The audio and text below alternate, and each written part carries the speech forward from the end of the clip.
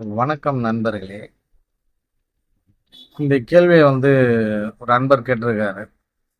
பதிகம் படித்தால் பிரச்சனையெல்லாம் தீந்துரும்னு சொல்றாங்களே, காசெல்லாம் வரும்னு சொல்றாங்களே, வருமா? ஒரு தியான லிங்கம் ஒன்று இருக்கு.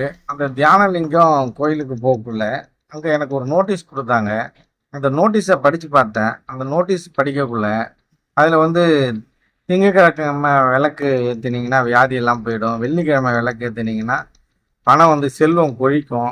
அப்படிலாம் தகவல் சொல்றாங்களே, அதெல்லாம் உண்மையா? அப்படின்னு ஒரு அன்பர் கேட்டிருந்தாரு. இதெல்லாம் வள்ளுவன் சொன்ன மாதிரி, எப்பொருள் யார் யார் வாய் கேட்பினும் அப்பொருள் மெய்ப்பொருள் காண்பது அறிவு. நம்மளோட அறிவு தான். யார் எது வேணுமோ சொல்லலாம். நீங்க பல்லாயிரக்கணக்கான பேர் பதிகம் படிச்சவங்க இருக்காங்க. பல்லாயிரக்கணக்கான பல லட்சக்கணக்கான பேர் அந்த தியானலிங்கத்தை பார்க்க போயிருக்காங்க. அவங்க பிரச்சனையெல்லாம் தீர்ந்துச்சா அப்படின்னு பார்த்தீங்கன்னா, பிரச்சனையெல்லாம் ஒன்றும் தீர்ந்த மாதிரியே தெரியல. பிரச்சனையெல்லாம் அதிகமாக இருக்கு. அப்படின்னா அவங்கெல்லாம் எதுக்கு அதெல்லாம் சொல்றாங்க அப்படின்னா, அந்த கோயிலுக்கு உங்களை வர வைக்கணும். ரெண்டாவது என்னன்னு கேட்டீங்கன்னா, அந்த பதிகத்தை உங்களை படிக்க வைக்கணும். பதிகம் படிப்பதனால் ஏற்படும் நன்மை என்ன அப்படின்னு கேட்டீங்கன்னா, அது ஒருநிலைப்படும். பதிகத்தை படிக்கக்குள்ள அது யாரை பற்றி எழுதியிருக்கிறதோ அந்த ஒரு பொம்மையை பற்றி உங்களுக்கு உங்களோட கவனம்லாம் அது மேலே போகும். அப்படி போகக்குள்ள அந்த உருவத்தின் மேலே போகக்குள்ள ஒருநிலைப்படும். உங்கள் மனம் பலவாறு பிரிந்து கிடக்காமல் ஒருநிலைப்படும்.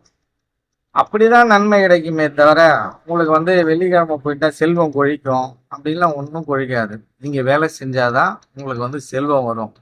அப்படி இல்லாட்டினா நீங்க இன்னொருத்தர் கூட அந்த கம்பவாதி இலங்கை ஜெயராஜ் அவர் கூட ஒரு செய்தி ஒன்று சொல்லியிருந்தாரு. என்ன சொல்லியிருந்தாருன்னா, ராமாயணம் படிச்சீங்கன்னா செல்வம் உழைக்குமா, உங்களுக்கு பிரச்சனை எல்லாம் தீர்ந்துருமா?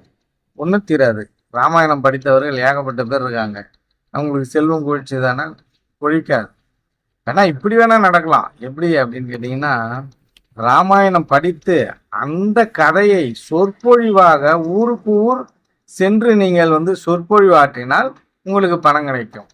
அப்படி கிடைக்குமே தவிர, அதை படித்தால் ஒன்றும் பணமோ நோயோ தீர்வதற்கான எந்த வாய்ப்பும் இல்லை. இந்த மூட நம்பிக்கையெல்லாம் ஒழிக்க வேண்டும். அவர் ஏன் அப்படி சொன்னார் என்று தெரியவில்லை. அவரை எனக்கு ரொம்ப பிடிக்கும். ஆகவே நீ இதெல்லாம் கொஞ்சம் கவனமா பார்த்துக்கணும்.